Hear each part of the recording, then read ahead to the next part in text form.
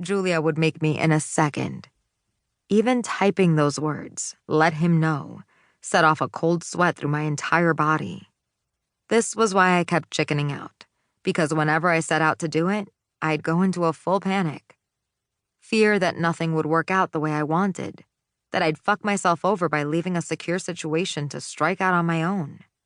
Fear that once I walked away from a steady and generous paycheck, there would only be me to blame when everything went tits up. But I could not keep delaying things any longer. The future I wanted for myself was riding on me bossing up and doing this. I was not going to let fear fuck with my dreams anymore. Julia. I can't believe I get you for a whole week. We're going to have so much fun. The Gotham exiles are all dying to meet you.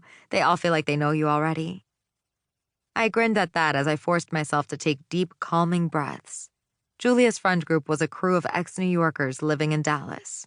Most of them worked for Sturm's, the department store that owned the foundation Julia and her man worked for. Alba. I'm excited. I wasn't lying. I'd FaceTimed enough with all of them over the last couple of years to feel like I knew them too and was genuinely looking forward to meeting them all in person. Right then, my phone, provided by my boss so he could keep tabs on my ass whenever I was on the clock, pinged with my 30-minute warning. Immediately, my stomach did that flippy move it did whenever I was in proximity of the reason I was up and out in the streets of Queens before the sun was out. You'd think after 3 years I wouldn't feel like ants were running a marathon over my skin. But you'd be wrong. It had to be some kind of trigger or an allergy. Yeah, it was most likely some kind of emotional allergic reaction.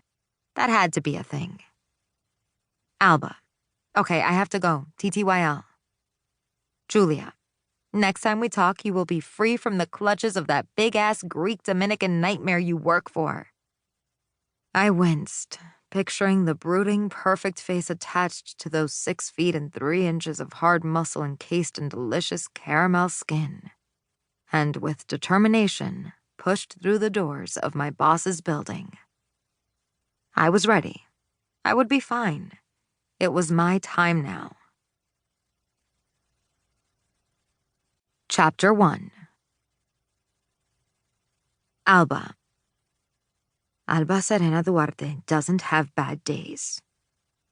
This is what I chanted to myself in a loop as I hustled across the lobby of a Long Island City high-rise, then shook my head like Marimar, my abuela's poodle, after she gets a bath. What kind of asshole talks about herself in the third person, even if it's in her own head? That didn't make my mantra any less true, though. I didn't have bad days. Or, more specifically, I couldn't afford them. Not while juggling 3 jobs and managing a seemingly endless stream of family demands. It wasn't even that I was self-righteous and thought having bad days was beneath me. It was just my way of dealing with the fact that whenever I did have a bad day, I still had to work. It's a trick you learn when you can't have something you really need. You start telling yourself you don't want it anyway. You reframe, you pivot, you spin. I was really, really good at this particular form of mental gymnastics, which was why I'd convinced myself I just didn't have bad days. I allowed myself the occasional, "we'll try again in the morning" days.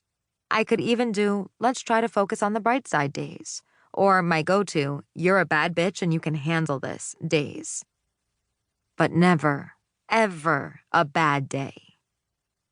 Bad days implied taking breaks, time off to recharge, and my schedule did not allow for that, which meant I was exhausted, wrung out down to the marrow of my bones.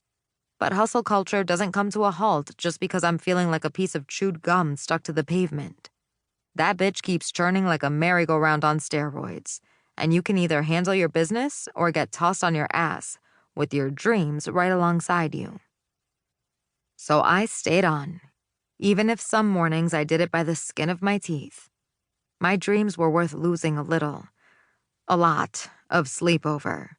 And what's more, I was slowly, very slowly, making them come true. Despite the utterly endless grind of the past 3 years, that thought brought a smile to my face. I was on the cusp of achieving a huge milestone. I just had to get through this morning. Or more like the next few weeks, and I'd